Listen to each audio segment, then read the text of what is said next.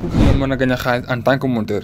te nag yéen monteurs yi yéen a moom vidéo bi naka ngay def ba mën a gañ a xaalis ci li nga xamante ne si mooy internet en tant que monteur. bu fekkee niveau nga si chaîne bi maa ngi lay invité que à ce que nga abonné aimer commentaire partager kon fii lay xewee ci Ali Vision on y va ñu dem.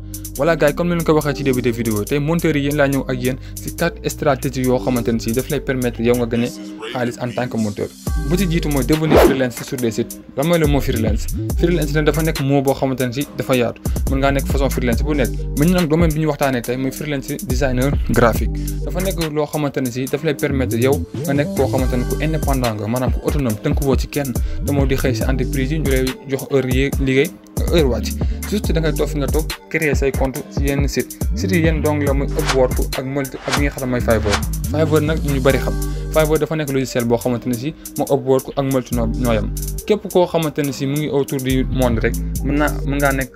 koo xamante ne si mën nga koo liggéey maanaam di nga am ay client mu nekk asiatique wala mu nekk européen ak ku mu mënti doon mën ngaa liggéey ak moom fi nga toog ngay toog jaagawul ngay dem fenn du uri client c'est juste da ngay créer li nga xamante ne si mooy say compte maanaam compte noo koy créer da ngay dem ubbi sa compte Fiverr dina ci ñëw ay vidéo naka ngay créer sa compte Fiverr de A à Z boo créer sa compte Fiverr nooy def da ngay juste da ngay organiser sa table de bord maanaam nga xool yan catégorie ngay defar bu fekkee logo typographique par exemple ay logo illustratif logo professionnel ak logo bu mu mënti doon logo façon logo yooyu defar par exemple nga catégoriser ko nga ne logo bi maa ngi koy defaree nangamu euro logo bi maa ngi koy defaree nangamu euro léegi bu ko defee client bi bu ñëwee day xool ban façon logo la bëgg ak ku mënti doon ban façon logo la bëgg daal di ñëw daal di sélectionner logo bi mu bëgg daal di lay def commande nga daal di koy defaral mu fay la sa xaalis c'est très simple. numéro 2 bi nga xamante ne moom la ñuy wax vendre vos créations maanaam nga jaay li nga xamante ne mooy say création noo koy jaayee du loo xamante ne si da ngay toog ci marché bi wala ngay wër ci mbedd di taf say liggéey ci mbedd bi ci affiche di ko def ay affiche di ko taf ci mbedd yi naan damay jaay sama non li nga jaay sa création bu ñu koy waxee maanaam nga créer ay plateforme yoo xamante ne si yow da nga fay mën a jaay sa liggéey maanaam li ci mel ni YouTube ak Vimeo ak Dailymotion dafa nekk logiciel yoo xamante ni daf lay permettre nga gañ a xaalis lu dul sax nga am ci ay clients maanaam nga créer say vidéo sur YouTube par exemple YouTube la ñuy waxtaanee bu fekkee ci YouTube ngay defal say vidéo wala Vimeo wala Dailymotion bu fekkee YouTube mën nga faa def sa monétisation maanaam mën ngaa créer say vidéo original te tamit il faut que nga respecter li nga xamante ne mooy règlement yu YouTube teg boo respecter règlement yi mën nga faa gañ a xaalis bu dul loolu mën nga am ay sponsor wala sax ay dons yoo xamante ne si mi ngi jóge ci ñi nga xamante ne ñoo lay seetaan maanaam say sponsor say abonnement voilà loolu moo nekk stratégie boo xamante ne si mën nañoo wax sax moo nekk stratégie bu gën a efficace mooy stratégie numéro 2 bi ñu jàll si numéro 3 bi di développeur wala créateur de logiciel bu fekkee ni yow mooy seetaan sa xel màcc na ci li nga xamante ne mooy wàllu informatique création de logiciel mën ngaa créer say logiciel de montage maanaam créer logiciel de montage yoo xamante ne du difficile du naqaree utiliser bu boobaa di nga ko mën a jaay ci logiciel yi ma leen bëgg a wax li ci mën a Play Store ak App Store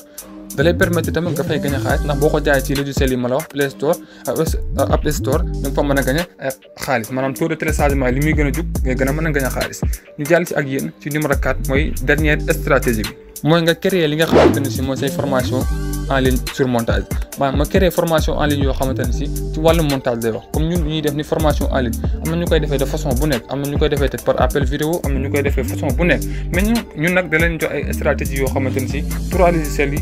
moom moo lay gën a permettre pour que nga gën a mën a gagner sax ay